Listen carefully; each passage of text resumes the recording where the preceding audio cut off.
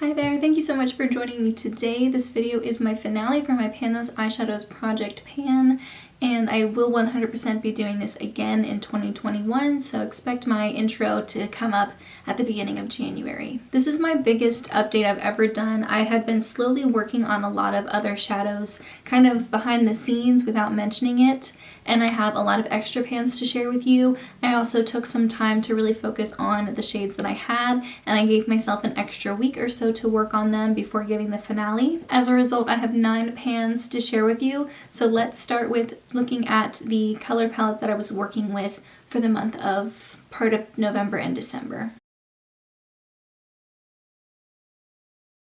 The first pan I hit is Cocoa from my Too Faced Natural Nudes palette. I only had to use this an additional 5 times to hit pan. Very excited about it. I didn't think it would actually ever happen. These shades, the mattes in particular, take forever to hit pan on. This was a great transition shade. I would wear it all over the lid and in the crease and on the lower lash line when I just wanted something really simple. Beautiful color, and I'm really glad I got to use this palette more as a result of choosing it to be in this project. And I do have a couple bonus pans from this palette as well that I'll talk about later. 2 shades from the ABH Modern Renaissance palette that I hit pan on. The first one was Realgar, which is one that I had randomly chosen to hit pan on. I only had a few more uses on Realgar before I would hit pan. I knew I was pretty close, so I unofficially added in Red Ochre, which was the last shade from this palette that I wanted to hit pan on, so that I could have pan on every shade, and I was able to accomplish that. I used them in very similar ways. They're both deep, warm mattes, so I would wear them on the outer third of my eye and on the lower lash line just to create like a really smoky look. Really loved being able to pull these 2 shades in during this time of year. I didn't take a video of Red Ochre before I hit pan. I apologize, I just didn't think to do it, maybe because I hadn't officially rolled it into my quintet. I have never hit pan on every shade in an eyeshadow palette. This is kind of a big deal for me. Let's do a little close up just for fun. This is what she looks like in all her glory. Super pumped about it. I have decided to declutter it. I was kind of excited about potentially doing a project pan that palette thing for 2021, but the formula in a lot of these shades are not the same. And also, I think if I focus so much energy into trying to finish this palette next year, I'm going to neglect a lot of other newer eyeshadows in my collection, a lot of other brands, and I guess I would rather be able to play around with all of my other eyeshadows more versus just focusing on this. I think maybe this is something that other people in the panning community struggle with.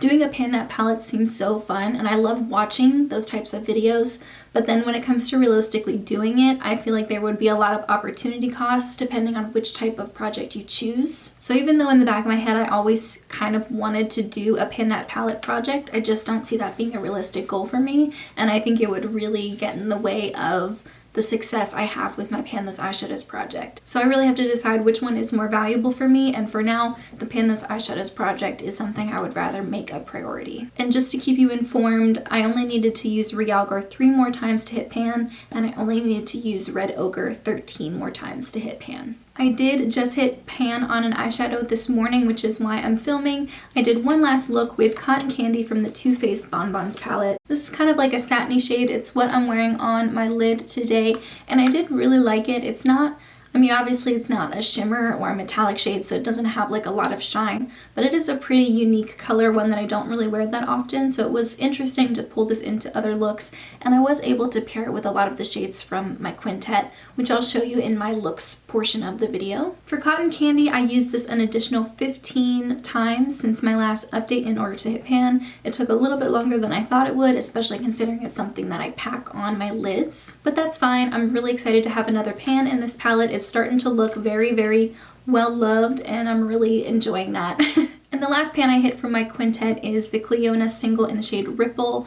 This is a very unique formula in my collection, and I wasn't really ever sure if pan would ever come because every time I used it, it would kind of squish everything back into place. But I was eventually able to do so, and I really loved playing around with this shade. I created one of my favorite looks that I've done in a while, and I just posted that on my Instagram. It was like a bunch of blues from this and then mauves from some of my Colorpop palettes, and I really love how that turned out. I used this an additional 6 times to hit pan, and I am very grateful that this was randomly generated into my quintet because it's a free eyeshadow that I got with a purchase a while ago. I didn't buy it myself, and I didn't ever really think I would be the type of person to enjoy wearing like a blue glitter shade. But through trial and error and mixing with a bunch of different other color stories and stuff like that, I ended up really loving it and finding ways to create color combinations that really worked for me. That's one of my favorite things about this project, is it really forces me to combine certain colors and certain formulas and just try new things, and sometimes I come up with something that I end up really loving. So it helps me be more creative. Sometimes I kind of get stuck in a routine, and this kind of pulls me out of my comfort zone,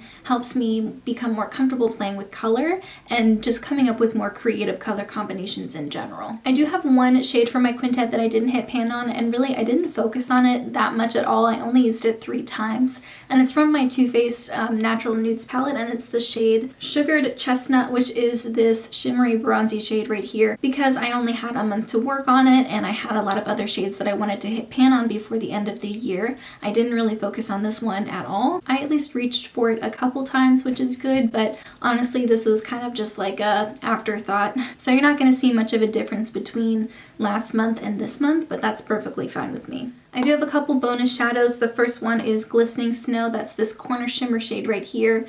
This has like a white base and then kind of like a goldy shift to it. And I use this almost primarily on the inner corner. It's kind of a chunky formula, so I don't love wearing it on the lid. Even though there was some fallout from the shade and it was pretty chunky, it did still take me a long time to hit pan. Multiple months of continuous use in order to do so. I have another shade like this in my Queen of Hearts palette from Colored Raine in the shade Crown. It's almost exactly the same, and I use it for the same reason. I just use it on the inner corner. Another bonus pan I have is a Cleona single in the shade Issues. This is like a pastel cantaloupe color, and I loved using this as a starter transition shade on my eye. I used this to start a lot of the looks that I created over the past multiple months, and so I was working on this for a long time, kind of behind the scenes, and I'm really excited to have pan on it.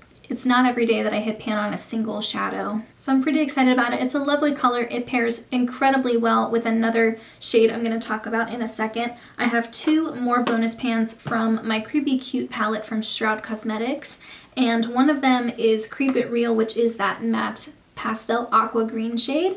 I wore this a lot with that ripple color, and then Third Eye is the one that I paired a ton with Colourpop's Issues. I would use Colourpop Issues like very generously everywhere, like in my crease and like buffing it out, and then I would take Third Eye and I would really concentrate that like right in the crease, and it created a really nice gradient. I paired that combination with Realgar and Red Ochre from the ABH palette a ton, and I always really like how that looked. It always just added like a little something to the look and just made it look more seamless, and like someone with more skill was doing that. So if you're keeping track at home, that is 9 new pans to share. Super pumped about that, and that really boosted my pan percentage. So before I talk about pan percentage, I did want to point out that I miscalculated for a little bit. I'm not really sure where the mistake happened, but my pan percentage last month was being calculated with more eyeshadows than I actually own. So I have 226 eyeshadows, but in my last update and in the past couple of months, I think, I had 233 shadows. So I had 9 more shadows in my collection than I actually do in real life. I'm assuming that I added those 9 shadows in because I made a purchase from Shroud Cosmetics. I bought the It's Freakin' Bats palette, and that is a 9 shade palette. It hasn't come to me yet. I know that Shroud Cosmetics is working really hard to make the palettes, and I did order it later, like after the pre-order portion, so I know it's going to take a while for the palette to get to me, and I think I added it into my percentage thinking I was going to get the palette more quickly in the mail. So I took that out. I adjusted last month and this month's pan percentage to reflect the accurate number of shadows that I own, but I just wanted to point that out because it might look a little bit different than it did last month. So anyway, let's look at that. So in November, I had 41 pans out of 226 eyeshadows, giving me a pan percentage of 18.1%.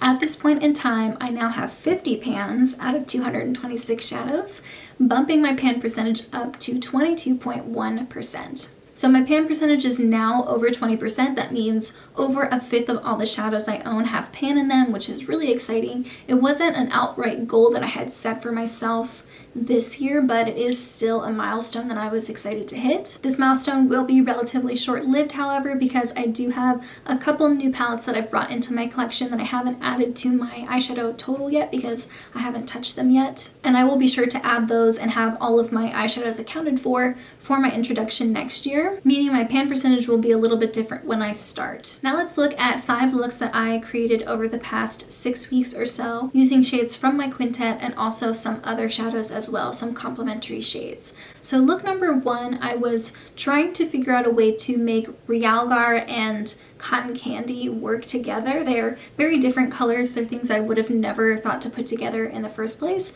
but I thought I would just give it a try, and the look ended up coming out pretty nice. I actually really like how it turned out. So I have Cotton Candy all over the lid, I have Realgar on the outer corner and on the lower lash line, and I did use Colorpop Issues and Shroud Third Eye to start the look, creating a really warm transition. For look number 2, I have red ochre in the list, and whenever I looked at the photos on my phone, it looked more red, so I thought it was red ochre, but now that I see it on my computer screen, I think it might be Realgar instead of red ochre, so switch that out. I did start with Colorpop Issues in the crease, and then I put Creep It Real from Shroud Cosmetics all over the first half of the lid, and then I put Ripple on top of that. And then I have, I believe, Realgar on the outer third and on the lower lash line. This is also a color combination that I don't do very often, orange and blue, but actually turned out really nice. I like this look. The third look, I am much more positive that this is red ochre and not Realgar. I have that Creep It Real shade from Shroud Cosmetics on the lower lash line. I have Colorpop Issues in the crease to warm it up a little bit, and then I have red ochre on the outer third, and I added Glass Bowl from Colorpop all over the lid. I wanted something a little bit sparkly, something a little bit blue, but not as blue as Ripple. I wanted the Creep It Real shade to kind of steal the show. In look number 4, I decided to try out the ABH Mini Glam palette that I recently got. So I have 2 shades from that palette in this look. I started with ABH Incense in the crease, and then I took Mulberry and I put that on the outer third and on the lower lash line. I put Cotton Candy from Too Faced all over the lid, and then I topped it with Glass Bowl just to add a little bit more dimension to the look. And look number 5 is the look I'm wearing in today's video. I wanted to use Cotton Candy one last time. I actually just hit pan on it this morning. I knew I was so close. So I have Cotton Candy all over the lid, and then I have Howlin' from Colorpop in the transition. I have it in the crease. I actually put it all over the lid everywhere, and then I topped it with 143 from Colorpop to deepen the crease and the outer third. So those are my last 5 looks of the year. Be sure to let me know in the comments which one was your favorite. I think my favorites were the first one I created with the Cotton Candy shade and the Realgar, the purple and the orange, just because it's a little bit more unique and something I never would have considered doing on my own. But I also really like today's look. I just really like purple eyeshadow, and it's been a while since I've really let myself go like all out with a purple look. Normally in my updates, this would be the time where I roll in new shades to create a new quintet for the next month, but because it's my finale, I don't have anything else to talk about. I think I'm going to take the next couple of weeks to just really play around with all of my eyeshadows, including some new ones that I brought in recently, and just kind of reflect on what works in this project and what doesn't, what changes and additions, what I'd like to make my project next year even better. Of course, if you have any recommendations or suggestions, I would love to hear them. I hope you guys enjoyed taking this journey with me. I really hope you'll join me again when I do it next year. I will have more people who do this Pan Those Eyeshadows project in the description box, as well as the person who created the Pan Those Eyeshadows project. Her name's Alexi. She has 2 years worth of Pan Those Eyeshadow content already on her channel, so I'll have all of that and more linked in the description box for you. But in the meantime, that's everything I have. Thank you so much for joining me, and I'll see you in my next video. Bye guys!